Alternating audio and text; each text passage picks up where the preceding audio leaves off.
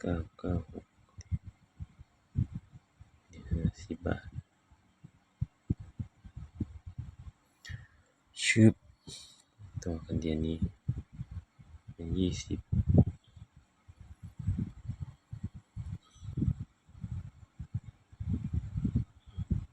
กองคืออีก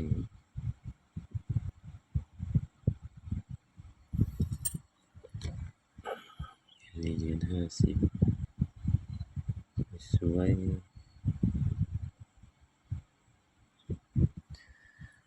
เหรียญนี้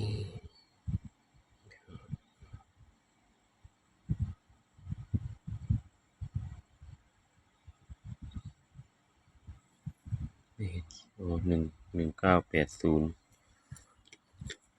เหรียญนี้พึบ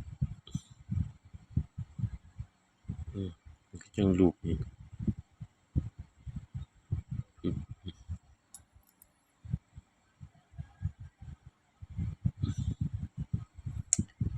10 บาท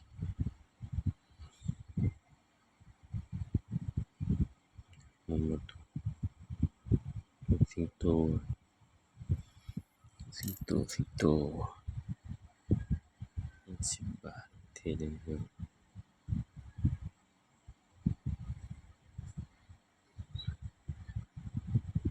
พึบชืบที่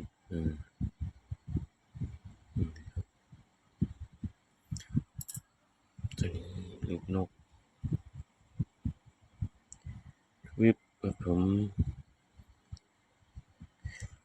ขอบคุณนะครับที่เข้ามารับชมครับผมเพื่อนๆรับชมเหรียญต่างประเทศกันครับเผื่อคนไหนมีเผื่อคนไหนไม่เคยเห็นก็จะได้เห็นได้ดูครับผมครับ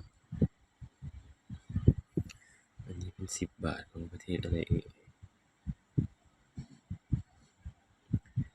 10 บาทของอะไรพี่น้องเห็นไหมกล่องสมบูรณ์สัตว์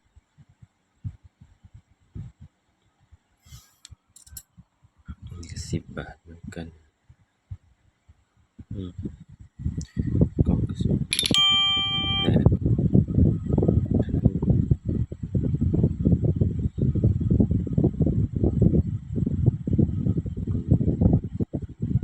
เพิ่ม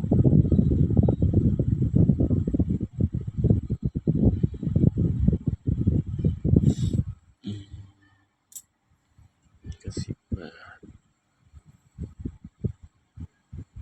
ชิบ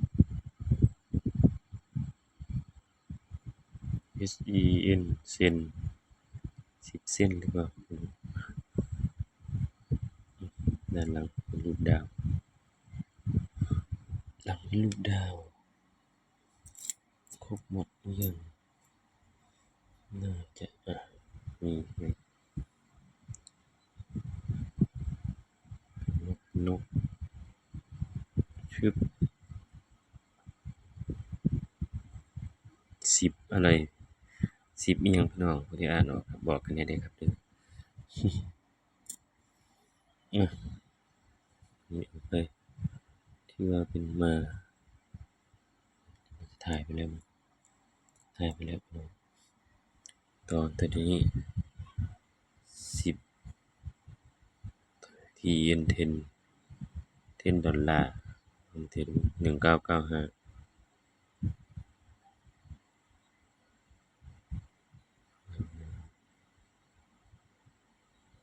เห็นไหมชัดๆแบบนี้นะพี่น้องคืออีหยังสิเหรียญอีหยังด้านหลังก็มีwww. นี่คือกันทั้ง2เหรียญ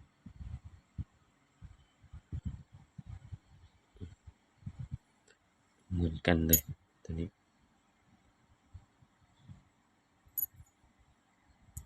คือกัน2เหรียญกันได้ตุ๊กตาเลย